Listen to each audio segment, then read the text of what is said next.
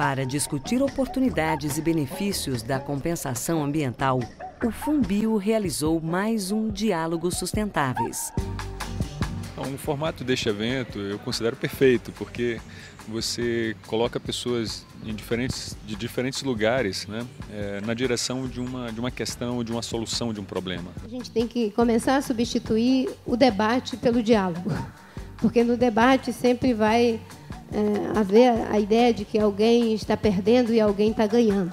E no diálogo a gente busca fazer uma interação das ideias e se chegar a uma síntese para ver se é possível a gente caminhar juntos. Ao sensibilizar corações e razões do setor privado e do setor público, a gente consegue produzir talvez o melhor recado dessa discussão: convergência.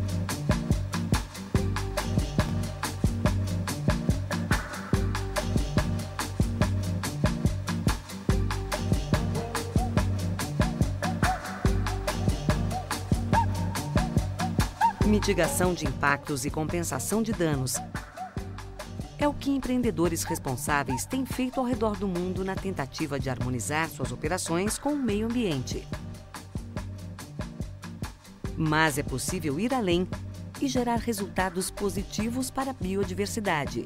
Nossa Constituição de 88 estabelece ainda a necessidade de pagamento de compensações por impactos significativos sobre o meio ambiente. A nossa legislação avança e avançou significativamente com a lei do SNUC, né? E que hoje em dia está em discussão a sua metodologia de definição do valor do pagamento, né? Portanto, essa questão se faz particularmente interessante, particularmente atual hoje em dia no Brasil, na medida em que nós estamos por conhecer os resultados de uma decisão muito importante, principalmente para o setor produtivo e para todos nós brasileiros, porque os recursos da compensação ambiental são viabilizadores do Sistema Nacional de Unidades de Conservação.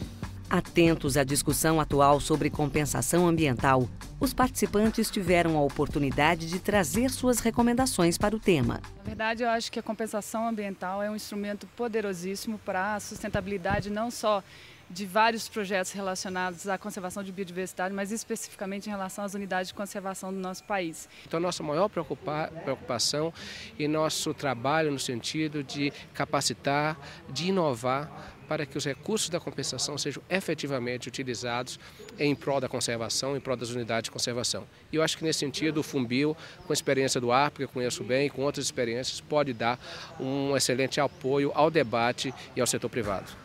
A 4ª edição do programa Diálogos Sustentáveis marcou também o lançamento no Brasil do Programa de Negócios e Compensações para a Biodiversidade.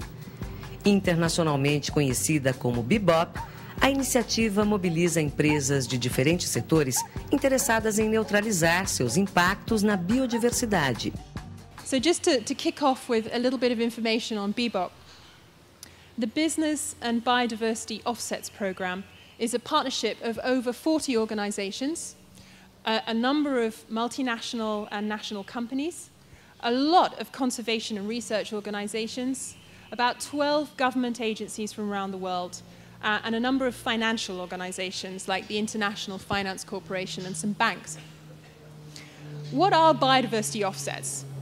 Well, they are the measurable conservation outcomes of actions designed to compensate for significant residual adverse impacts arising from project developments.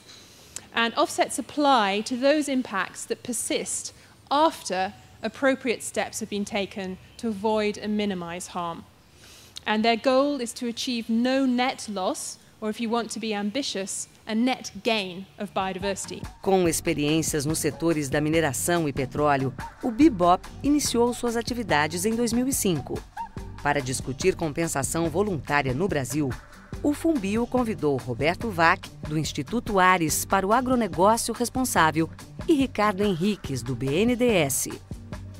Eu acho que os grandes desafios, né, do Bebop e os casos, acho que são fundamentais para que esses desafios sejam vencidos, é como a gente mede um net loss, né? Como a gente valoriza a hierarquia de mitigação dos danos. Vamos dizer, não tem jeito de não ter net loss, então vamos, de alguma forma, mitigar o dano.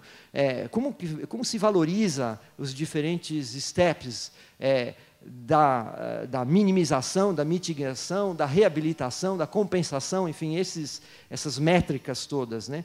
O contexto da paisagem, até onde vai a responsabilidade da operação propriamente dita? Qual é o limite da influência da operação dentro de uma região? É óbvio que, para o banco, para o BNDES, tá, é muito mais confortável pensar em financiar um projeto em que os impactos da biodiversidade estejam gerados ou que sejam positivos. Não é isso que eu tenho uma agenda de compensação. Arranjos do tipo do Bebop são mais do que bem-vindos. Mais do que isso, é óbvio que nós temos total consciência, e isso é internalizado em alguns momentos, que os riscos de crédito estão ligados ao desempenho ambiental. Tá? No critério de risco, tá? Isso é uma variável importante, portanto, mitigá-los é uma agenda que, do ponto de vista da estratégia econômica do banco, é fundamental. Então, o que interessa para o Banco de Desenvolvimento, tá, ultrapassar o atendimento das obrigações legais é extremamente interessante. Os convidados especiais, a senadora Marina Silva, Braulio Dias, do MMA, e Paulo Haddari, do Greenpeace, foram incisivos quanto à necessidade de um novo modelo de produção que leve em consideração a biodiversidade. É triste que o Brasil, a questão da biodiversidade, em grande parte, ainda é vista como um ônus que tem que ser arcado pelo governo e pelas empresas e sociedade, quando, na verdade, deveria ser um bônus, deveria ser um diferencial do Brasil no mercado internacional. Quer dizer, produtos brasileiros deviam estar associados com a marca da biodiversidade. E eu não vejo isso ainda acontecer. Essa perda de biodiversidade, ela tem várias razões, mas acho que uma delas é a questão central, né? São pelo menos 4 razões, mas uma delas me parece ser a eliminação e alteração do habitat, né?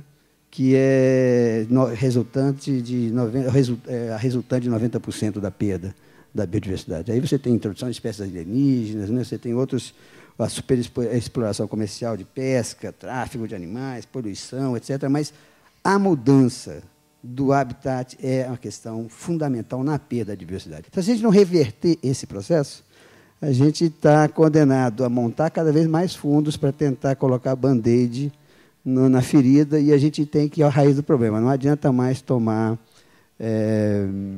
melhoral para diminuir a dor. É preciso estancar o processo que nos leva a sofrer tanto. Ainda há muitas perguntas a serem respondidas sobre como crescer com sustentabilidade, mas o cenário é promissor para empresas que querem liderar, por meio de seus exemplos, transformações no ambiente de negócios. Eu acho que, no caso do Brasil, é fundamental que a gente tenha essa compensação legal, não é? Para que as coisas possam acontecer, porque o Brasil é um país megadiverso. Nós não podemos nos dar o luxo de permitir que daqui a 20, 30 anos a gente faça uma avaliação de que a compensação a voluntária não funcionou assim tão bem e quanto nós deixamos de fazer porque não era obrigatória. Então, um modelo de coexistência. Podemos fazer uma nova narrativa para a nossa produção. Para a nossa produção de carne, para a nossa produção de grãos, para a nossa produção de biocombustível, para a nossa produção de energia. E narrativa não é propaganda. Ela é fruto de uma vivência histórica que pode ser comprovada, porque ela vai estar plasmada na visão, no fazer e no querer das pessoas. As empresas podem ajudar nesse processo. As empresas que já estão fazendo direito no Brasil podem levar essa cultura também para esses países, porque a biodiversidade ela é computada no planeta. E se a gente faz bem no Brasil, mas não está fazendo bem no Peru, ou na Bolívia, ou aonde for, a gente está perdendo a biodiversidade. A 4ª edição do Diálogos Sustentáveis foi um espaço de discussão plural. O evento contou com 120 participantes, entre representantes do setor privado, governo e sociedade civil organizada. No mesmo dia, 30 convidados se reuniram para discutir a agenda inicial do Bebop no Brasil. diversidade de opiniões e propostas em nome da sustentabilidade.